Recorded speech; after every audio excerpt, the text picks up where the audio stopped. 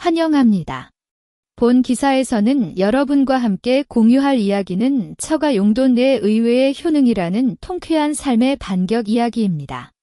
여주인공은 몸이 안 좋아서 저녁을 늦게 준비했을 뿐인데 시어머니에게 며느리 도리가 없다 고욕하며 친정으로 쫓겨나고 남편은 옆에서 아무 말도 하지 않고 묵인했습니다.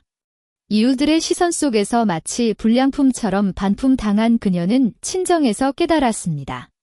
자신의 혼수와 저축이 모두 시어머니에게 빼앗겨 쓰였고 자신은 월급을 가져오는 무료 가정부제에 불과했습니다. 그래서 그녀는 냉정하게 모든 재산을 이체한 뒤 시어머니가 슈퍼에서 결제 실패했을 때 며느리 도리라 스스로의 재산을 지켜야 한다고 반격했습니다. 최종적으로 재산을 되찾고 이혼하며 새로운 삶을 시작했고 처가 용돈이 그녀의 인생을 바꾸는 열쇠가 됐습니다. 오후 7시가 넘어야 겨우 직장에서 퇴근했다. 등에는 업무로 쌓인 피로가 무겁게 걸리고 복부는 살짝 아파 걸터앉고 싶은 마음이 앞서지만 시어머니가 6시 반쯤 돌아온다는 걸 알기에 신발을 벗자마자 부엌으로 달렸다. 냉장고를 열어보니 전날 산 김치와 양파, 그리고 냉동된 미역이 보였다. 평소라면 시원한 샐러드도 만들어 넣지만 오늘은 몸살이 나기라도 하듯 기운이 없어 간다니 김치볶음밥과 미역국만 해야겠다고 마음먹었다. 가스레인지를 켜고 양파를 썰다가도 두통이 살짝 몰려 잠시 눈을 감았다. 그 사이에 미역을 불리는 물이 끓어 넘치는 소리가 났고 급히 화를 줄이며 수돗물을 붓는 바람에 국맛이 조금 묽어질지도 몰랐다. 그렇게 서투르게 준비하던 중 현관문 벨소리가 세게 울렸다. 시어머니가 돌아온 건데 아직 국은 끓고 밥은 찌는 중이었다. 저녁은 아직 안 되었어. 시어머니가 신발을 벗고 들어오자마자 부엌으로 뛰어들어 눈을 돌렸다. 그 표정은 금세 찡그려졌다. 나 지금 당근마켓에서 장도 샀다 왔는데 넌 이렇게 늦게까지 만들고 있어? 아침에 무슨 말 했지? 저녁은 꼭 제 시간에 준비해라고. 시어머니, 오늘 몸이 좀 안 좋아서. 나는 작은 목소리로 설명하려 했지만 시어머니가 말을 가로챘다. 몸이 안 좋다고?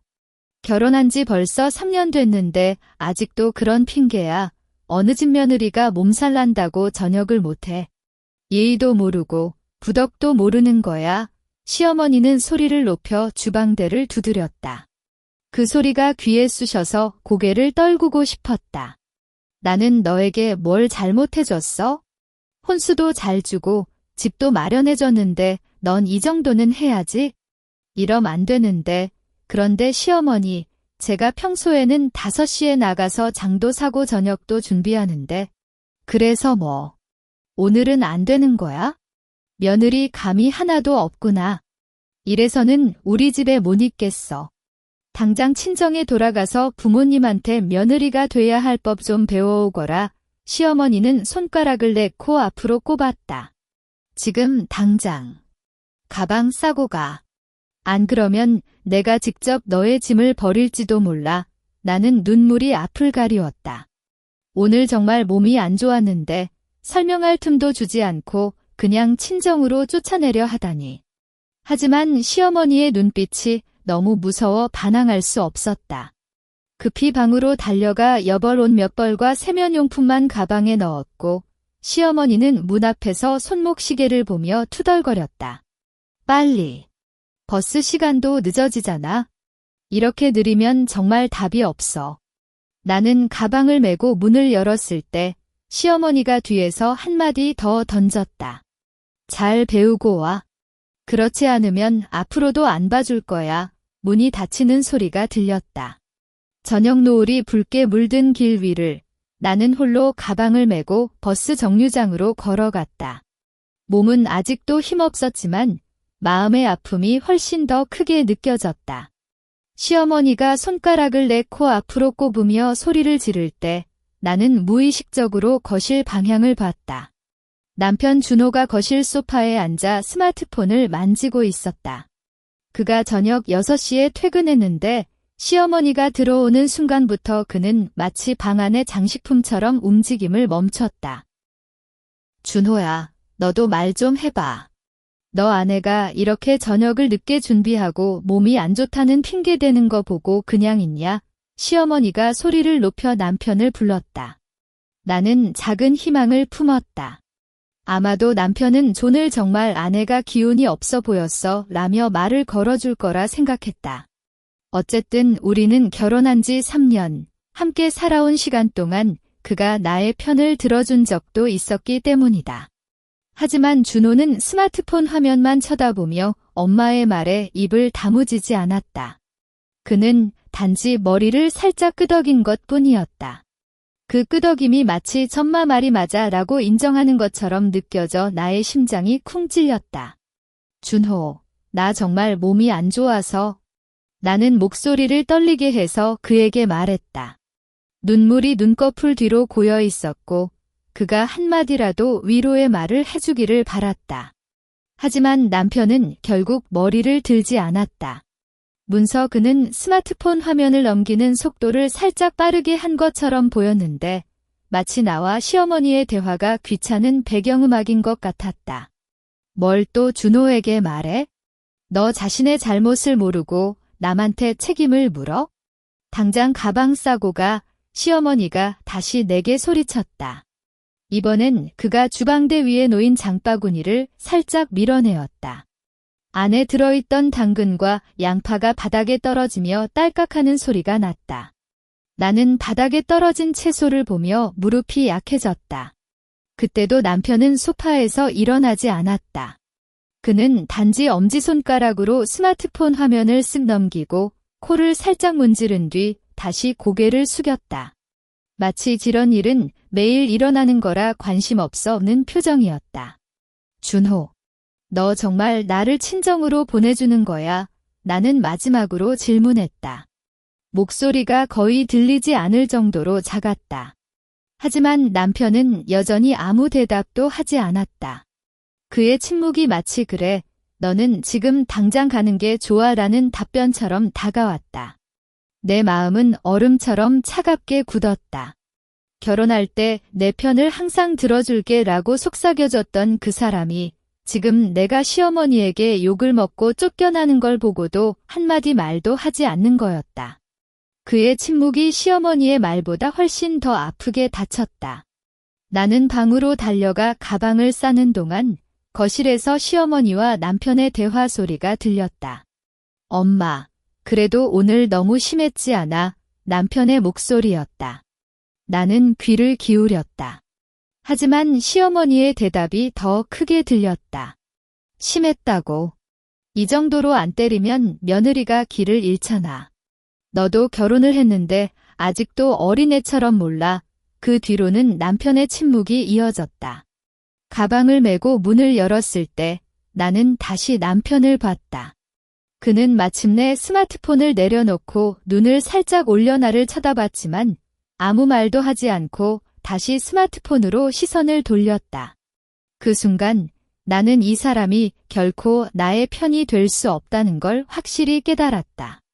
문이 닫히는 소리와 함께 나의 결혼 생활에서 가장 차가운 밤이 시작된 것 같았다. 문을 나서는 순간 겨울바람이 얼굴에 직접 쏠려왔다. 그런데 바람보다 차가웠던 건 주변의 시선이었다. 우리 동네는 오래된 아파트 단지라 저녁 시간쯤 되면 할머니들께서 공원 벤치에 모여 이야기하거나 주부들이 장을 사러 돌아오는 시간이었다. 나는 가방끈을 꽉 움켜쥐고 고개를 숙인 채 빨리 걸어가고 싶었다. 야, 저기 누구야? 첫 번째 목소리가 들렸을 때 나는 발걸음을 살짝 멈췄다. 1층에 살던 박할머니가 베란다에 세워놓은 세탁망을 챙기며 나를 쳐다보고 있었다. 그녀의 눈빛은 의아함보다는 호기심이 많았다. 나는 그냥 고개를 살짝 끄덕이고 지나가려 했지만 뒤에서 시어머니의 목소리가 또 들렸다. 박씨, 이 아이 친정에 좀 돌아가 부모님한테 며느리 도리 좀 배우러 간다고. 시어머니는 마치 내가 무슨 잘못을 저질렀는지 알리려는 듯 큰 소리로 말했다. 나는 뒤통수가 화끈 달아올랐다. 그런 말을 하면 모든 이웃들이 이 며느리가 시어머니 마음에 안 드나 봐 뭔가 잘못한 건가 하고 속삭일 거란 걸 알았다. 박 할머니는 아이고, 그래요. 라며 입을 벌렸다. 그때 2층 창문에서 김 아주머니의 얼굴이 살짝 고개를 내밀었다. 그녀는 평소부터 우리 집 일에 너무 관심을 가지고 이웃들과 함께 내 얘기를 떠들어대는 걸 들은 적도 있었다. 지금도 그녀는 손으로 입을 가리고 나를 쳐다보며 무언가 속삭이고 있었다. 빨리 가. 버스 왔을지 몰라. 시어머니는 내 등을 살짝 밀었다. 그 힘은 크지 않았지만 마치 불량품을 처리하려는 듯한 느낌이 들어 몸이 굳었다. 나는 걸음을 옮기며 주변의 시선을 피하려고 했지만 어디를 봐도 이웃들의 얼굴이 보였다. 저녁에 이렇게 갑자기 아까 들었는데 시어머니랑 큰 소리로 싸웠대. 그래서 친정에 쫓겨난 거야.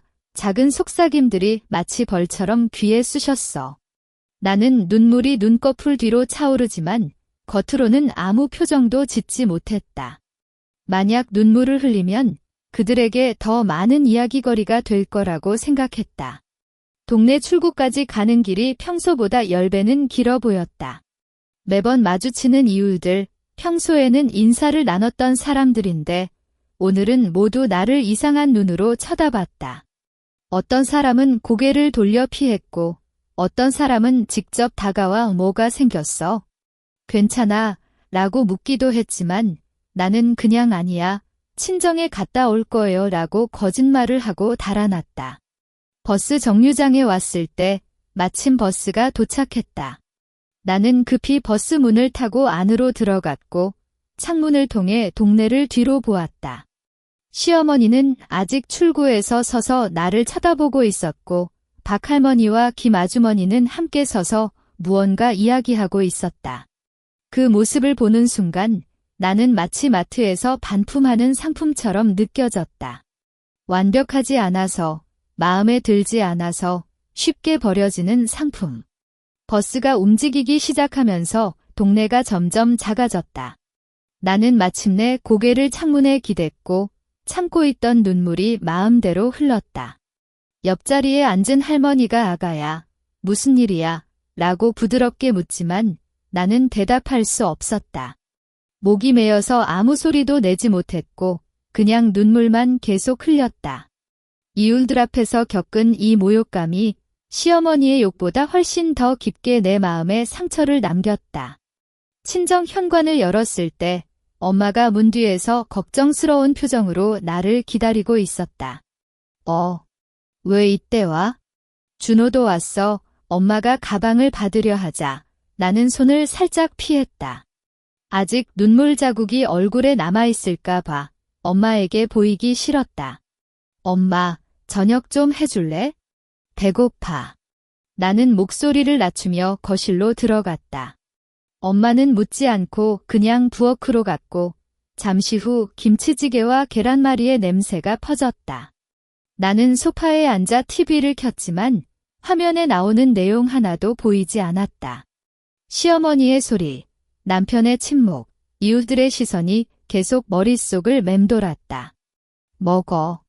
엄마가 밥그릇을 내 앞에 놓았다.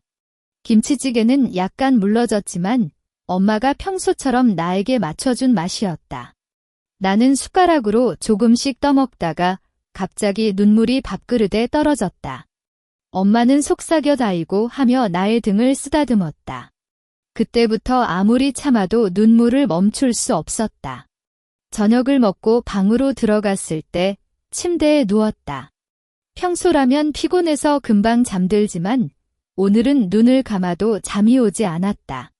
시집에 와서 3년 동안의 일들이 하나씩 떠올랐다. 처음 결혼할 때 엄마가 혼수로 500만 원 주는 거 너 스스로 관리해라고 말했지만 시어머니가 새며느리는 돈 관리 잘 못해. 나한테 맡겨줘. 나 도와줄게 관리라고 말하자 쉽게 맡겼다. 그 뒤로 그 돈을 어떻게 썼는지 한 번도 물어보지 않았다. 그리고 우리 부부의 공동 계좌. 매달 내 월급 300만 원 중 250만 원을 넣고 남편은 100만 원만 넣었다. 하지만 계좌를 관리하는 건 시어머니였다. 나는 작년에 여름 휴가로 제주도에 가고 싶어라고 말했을 때 시어머니가 돈은 아껴 써야지. 제주도는 비싸니까 안 갔다 오고 말하며 거절했다. 그런데 2개월 뒤 시어머니가 친구들과 경주로 여행 갔다며 새로 산 명품 가방을 보여줬다. 그때는 어머니가 스스로 돈 쓴 거겠지라고 생각했지만 이제 와서 생각해보니 그 가방 값은 적어도 100만 원이 넘었을 텐데 시어머니의 월급은 없었다. 갑자기 스마트폰을 꺼냈다. 모바일 뱅킹 앱을 열어 공동계좌 내역을 봤다. 최근 6개월 동안 매달 15에서 20만 원씩 백화점이나 명품샵주로 지출되는 기록이 여러 개 있었다. 나는 그런 지출을 한 적이 없고 남편도 그런 돈을 쓸 리 없었다. 오직 시어머니뿐이었다. 그리고 내 혼수 500만 원은 작년 3월에 가게 비명의로 한 번에 출금된 기록이 있었다. 그때는 시어머니가 전마 병원비로 좀 썼어라고 말했지만 엄마는 그때 건강하지 않았었다. 나는 갑자기 심장이 쿵 떨어졌다.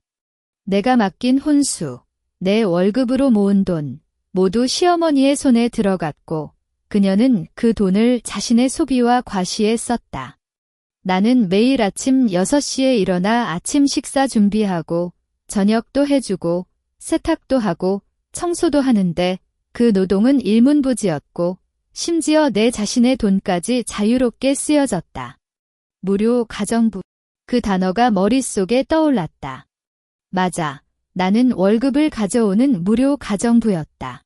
노동도 해주고 돈도 주고 그럼에도 존중받지 못했다. 문서 시어머니는 나를 며느리라 부르지만 실제로는 돈과 노동을 빼앗는 대상으로만 생각했던 거다. 밤이 깊어갔지만 나는 더욱 잠이 오지 않았다. 눈을 뜬 채 천장을 쳐다보며 오늘까지 몰랐던 진실을 받아들였다. 그동안에 나는 너무 순진했고 너무 쉽게 믿었고 그래서 이렇게 속아먹혔었다. 하지만 이제는 모른다. 이제는 내 돈, 내 노동을 되찾아야 한다는 생각이 확실히 굳어졌다. 밤새도록 천장을 쳐다본 뒤 창밖에 해가 살짝 뜨는 빛이 들어왔다. 친정방은 어렸을 때부터 쓰던 방이라 벽에 붙은 학교 사진과 엄마가 세워준 인형들이 아직 그대로 있었다. 이 공간의 익숙함이 나를 조금이나마 진정시켰다. 나는 침대에서 일어나 거울 앞에 섰다. 거울 속 내 얼굴에는 눈물 자국이 선명했고 눈 밑에도 검은 자국이 있었다. 이대로 끝낼 거야. 나는 거울 속 자신에게 말했다. 작년 겨울 시어머니가 감기에 걸렸을 때 나는 3일 밤을 꼬박 세워 돌봤고 병원비도 내가 먼저 내줬다. 그때 시어머니는 며느리가 있어 다행이야 라고 말했지만 오늘은 그 같은 말 하나 없이 부덕을 배우러 가라고 쫓아냈다. 또 생각났다. 작년 집안을 리모델링할 때 시어머니가 거실 장식장은 좀 비싼 걸로 사자라고 말해서 나는 혼전에 모았던 저축 200만 원을 추가로 넣어줬다. 그 장식장은 시어머니 방 앞에 세웠고 나는 한 번도 손대지 못했다. 그때도 이 돈은 우리 집 공동 재산이니까 라고 생각했지만 이제 보니 그냥 내 돈을 빼앗아 쓴 거였다. 순진한 거는 이제 그만. 나는 거울을 쳐다보며 속으로 다짐했다. 만약 이번에 포기하면 앞으로도 계속 시어머니의 소나기 속에서 돈과 노동을 빼앗기고 결국엔 자신을 잃어버릴 거다. 남편은 그는 이미 나의 아픔을 무시했고 시어머니의 행동을 묵인했다. 이런 관계는 더 이상 유지할 필요가 없다. 나는 스마트폰을 꺼내 주소록에서 친구 혜진의 연락처를 찾았다.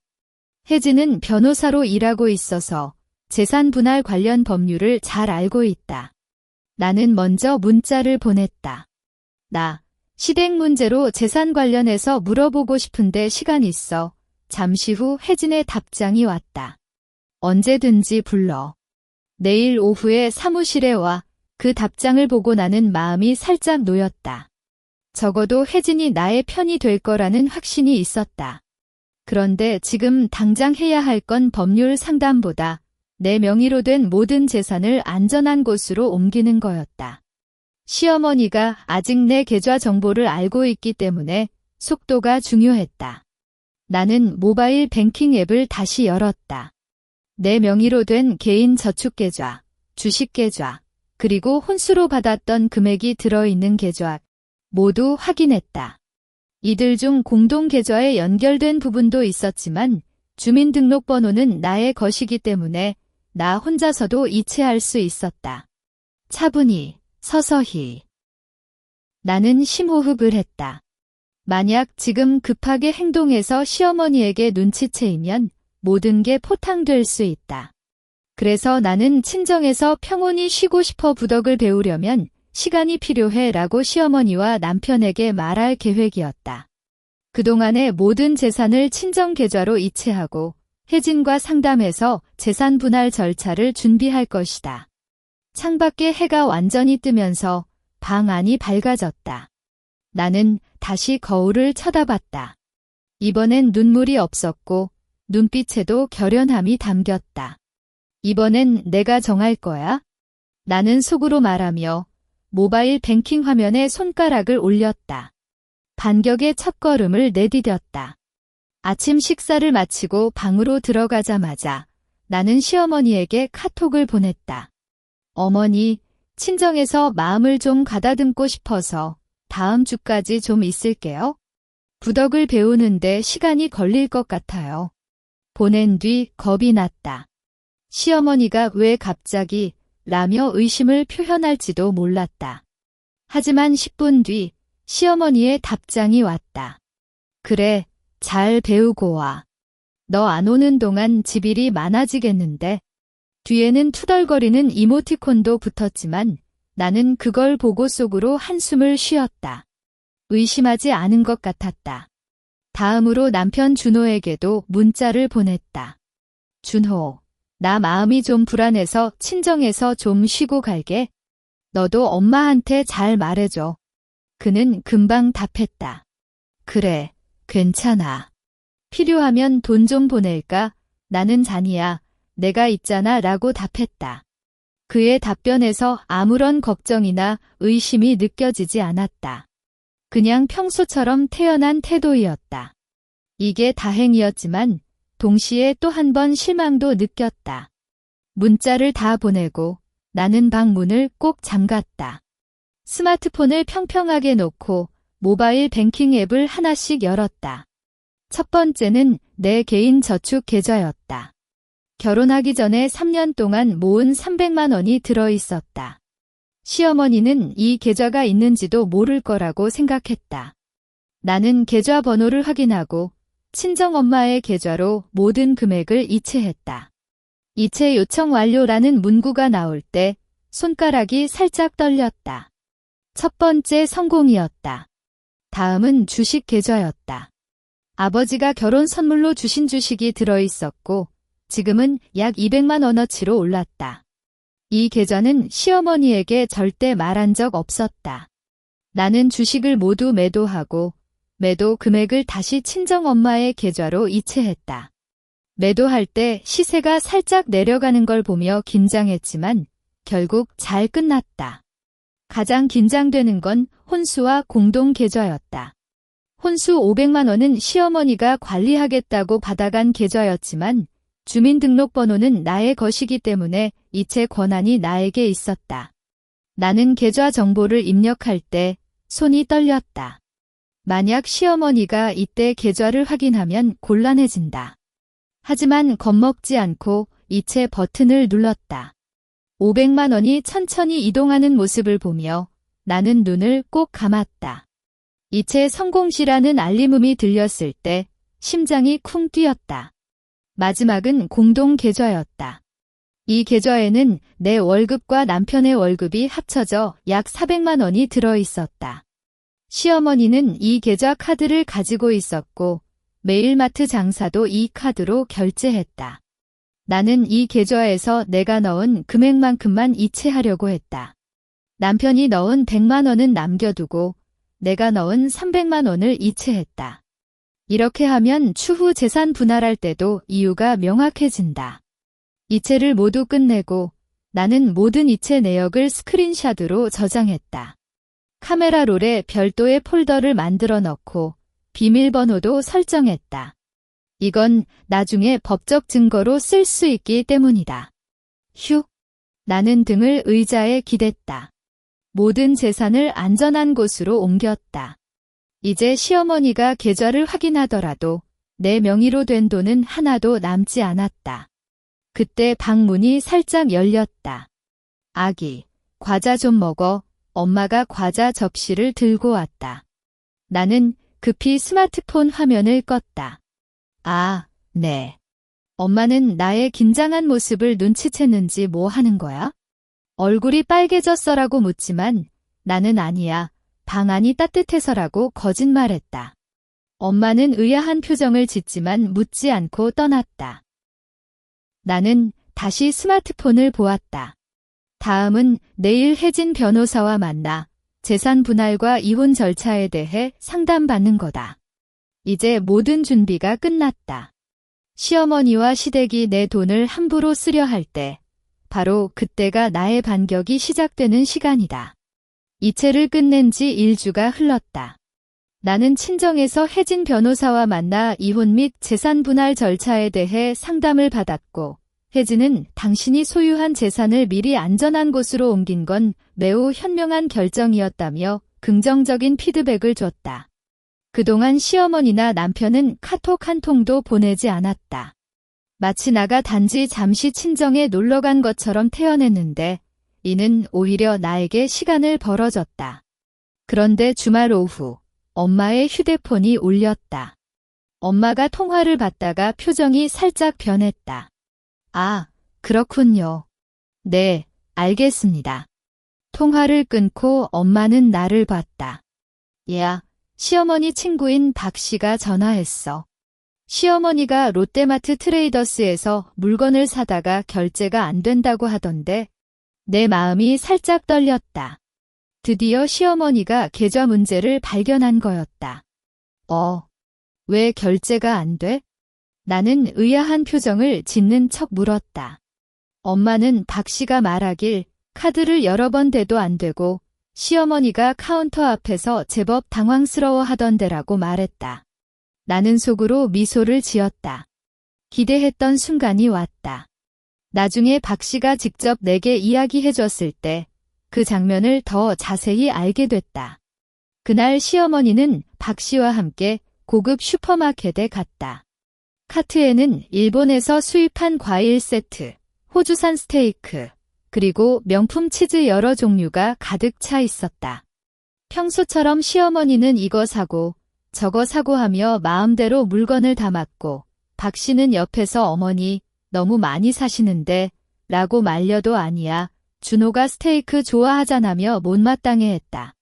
카운터에 갔을 때 캐셔가 총 38만 5천 원입니다라고 말했다. 시어머니는 당연히 우리 공동계좌 카드를 꺼냈다. 카드를 리더기에 대면 기계에서 결제 실패라는 안내음이 났다. 시어머니는 뭐야? 라며 의아한 표정을 짓고 다시 카드를 대봤다.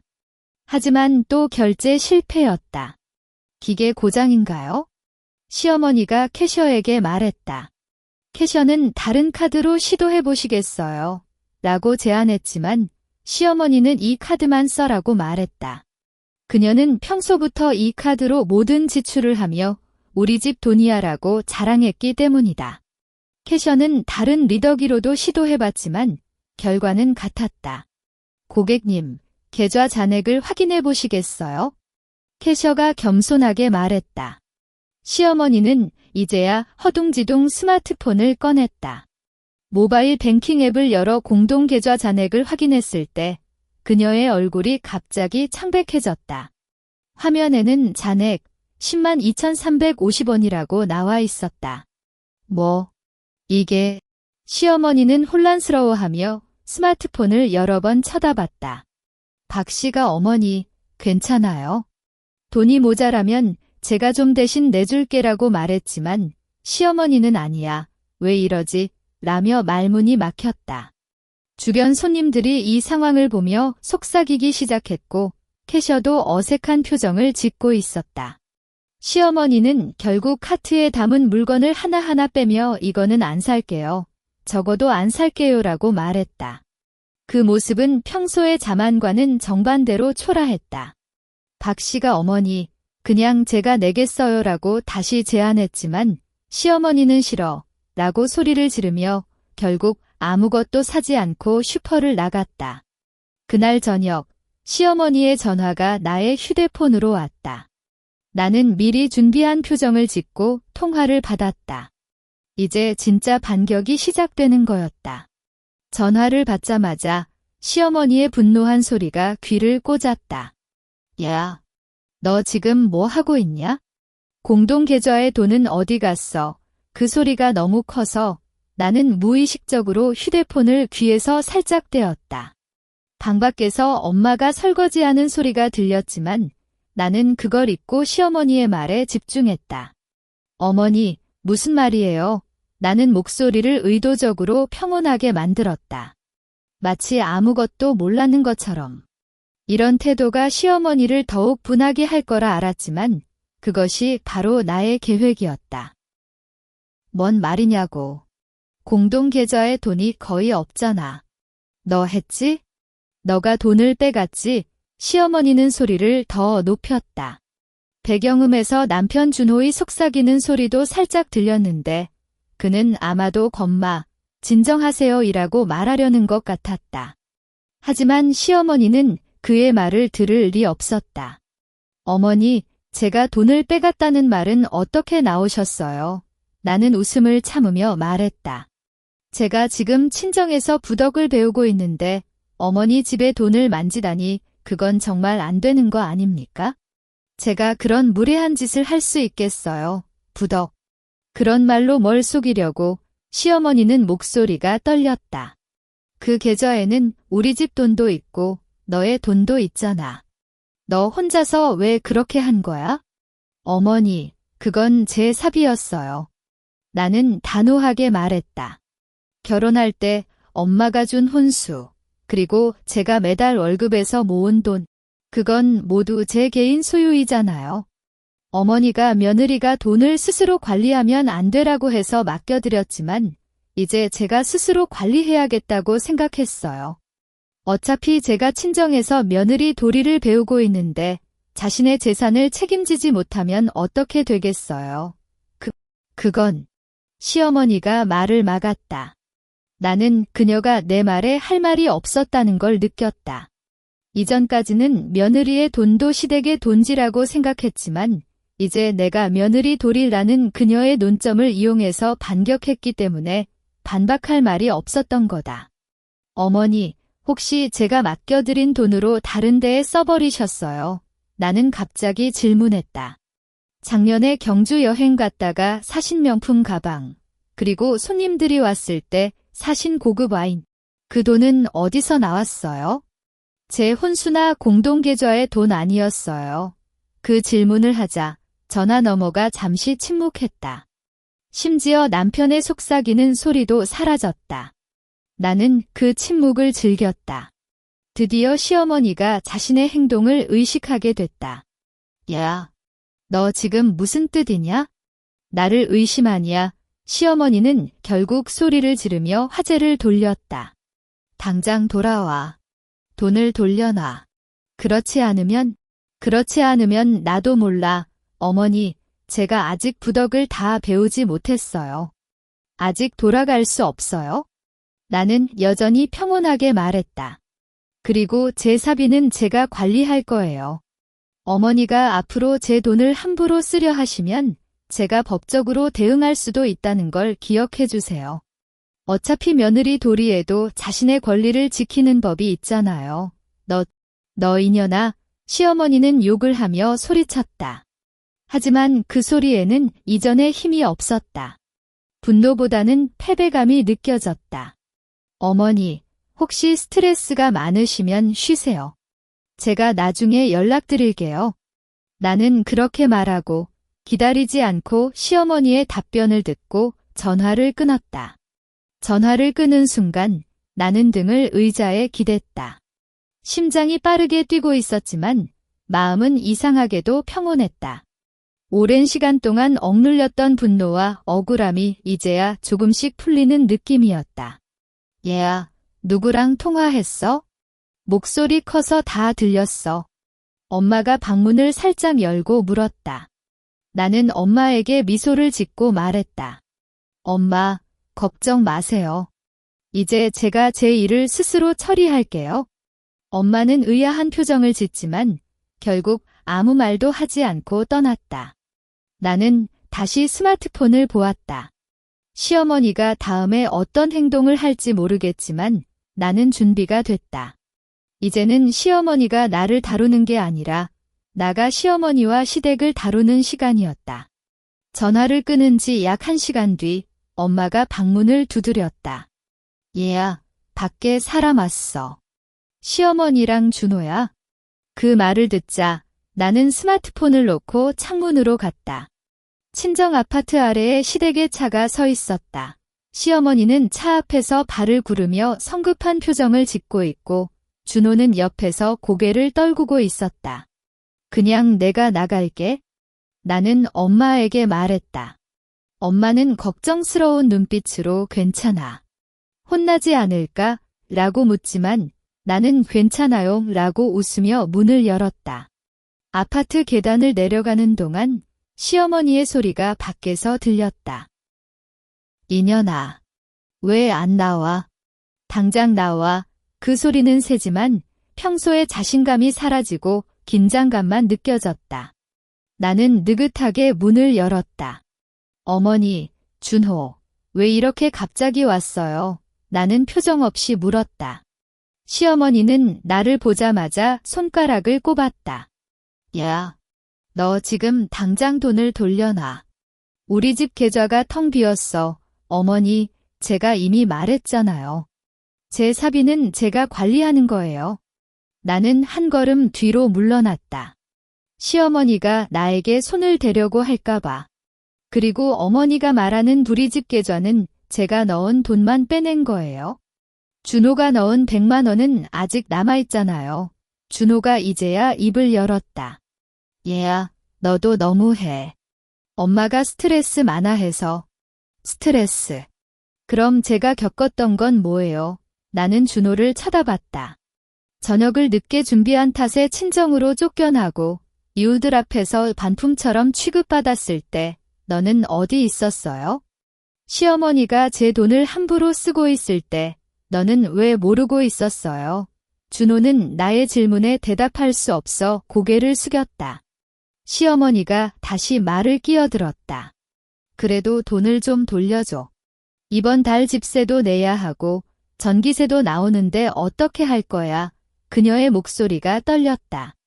평소에는 우리 집 돈 많아라고 자랑했지만 이제야 진정한 재정 상태를 깨달은 거였다. 나는 속으로 웃었다. 시어머니는 평소에 명품 쇼핑과 친구들과의 식사에 돈을 쏟아부었기 때문에 저축 따위는 하나도 없었다. 공동 계좌에 남은 10만 원 정도로는 집세와 전기세를 감당할 수 없을 거였다. 어머니, 그건 제가 할 수 없어요. 나는 단호하게 말했다. 제가 이번에 친정으로 왔던 이유를 기억하세요? 부덕을 배우러 갔잖아요. 부덕에는 남의 돈을 쓰지 않는 것도 포함되잖아요. 어머니가 제 돈을 쓰는 건 그 자체가 부덕에 어긋나는 거예요. 너 이렇게 못됐어. 시어머니는 눈물을 글썽이며 소리쳤다. 하지만 그 눈물은 분노가 아니라 패배감 때문이었다. 우리 가족 어떻게 할 거야? 준호도 월급이 그렇게 많지 않고 그건 어머니랑 준호가 생각해야 할 문제예요. 나는 차갑게 말했다. 제가 시집에 있을 때 모든 노동도 하고 돈도 내줬지만 그걸 감사받지 못했어요. 이제는 제가 스스로 살아갈 시간이에요. 그때 엄마가 문에서 얼굴을 내밀었다. 이렇게 밖에서 말하기 싫잖아. 안으로 들어와서 얘기해. 엄마는 걱정해서 말했지만 시어머니는 안 돼. 인연이 돈을 안 돌려주면 나는 여기서 안 떠날 거야. 라고 소리쳤다. 주변 이웃들이 창문을 열어보기 시작했다. 시어머니는 평소에 이웃들 앞에서 며느리가 잘 듣는다라고 자랑했지만 이제는 며느리에게 돈을 달라고 애원하는 모습을 보여주고 있었다. 그 모습이 정말 초라했다. 어머니, 이웃들이 보고 있어요. 나는 천천히 말했다. 어머니가 가장 중요하게 생각하는 체면 잃고 싶어요. 그 말을 듣자 시어머니의 몸이 살짝 떨렸다. 그녀는 주변을 쳐다보니 2층 할머니가 창문에서 나를 쳐다보고 있었다. 시어머니는 급히 얼굴을 돌렸다. 좀 시간을 주자. 준호가 다시 말했다. 우리 협의하자. 어떻게 해야 할지. 협의는 제 변호사와 하세요. 나는 준호를 쳐다봤다. 제가 이미 변호사를 선임해서 재산 분할과 이혼 절차를 준비 중이에요.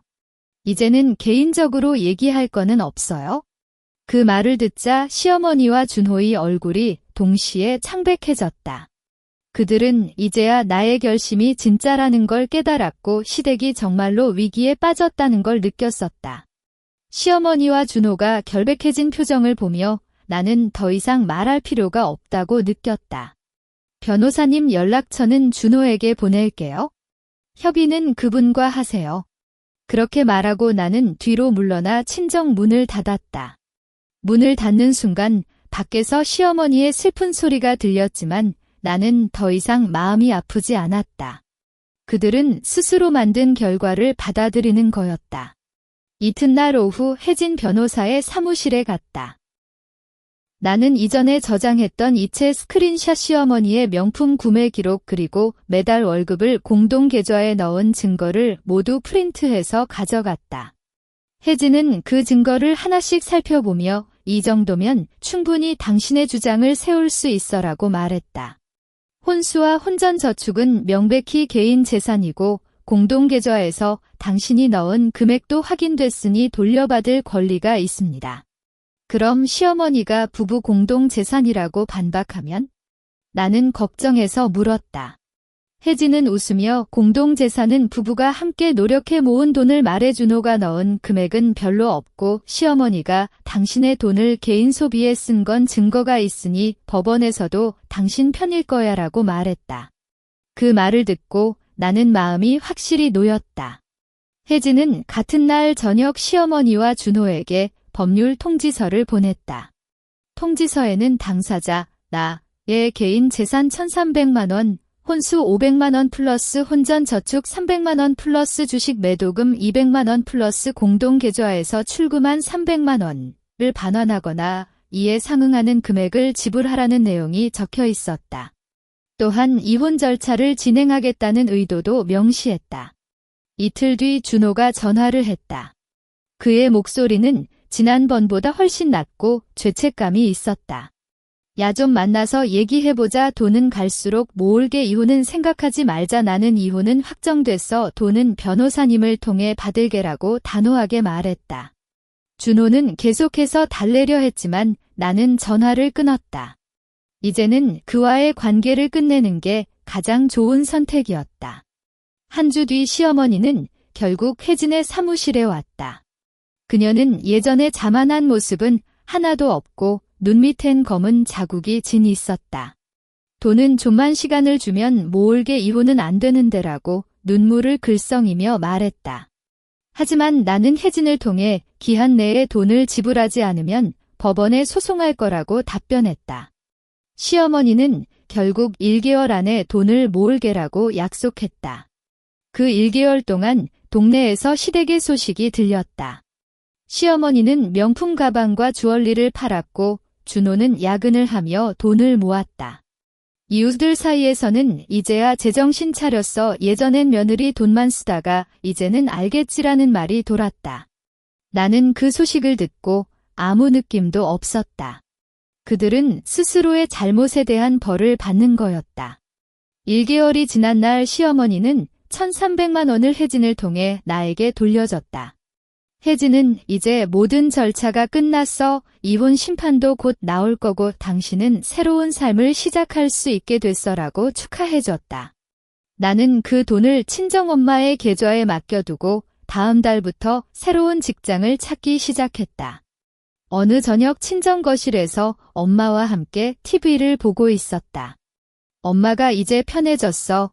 라고 부드럽게 묻자 나는 웃으며 네 엄마 이제 제 삶을 살게라고 말했다.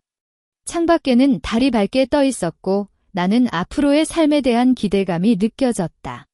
시댁에서 겪었던 아픔과 모욕은 여전히 기억에 남았지만 그것을 통해 나는 스스로를 돌아보고 자신의 권리를 지키는 법을 배웠다. 처가 용돈이라는 이름처럼 처음엔 단순히 친정에서 받은 돈이라고 생각했지만 결국 그 돈을 통해 나는 자유와 존엄을 되찾았다. 이제는 누구의 구속도 받지 않고 스스로 행복한 삶을 만들어갈 것이다.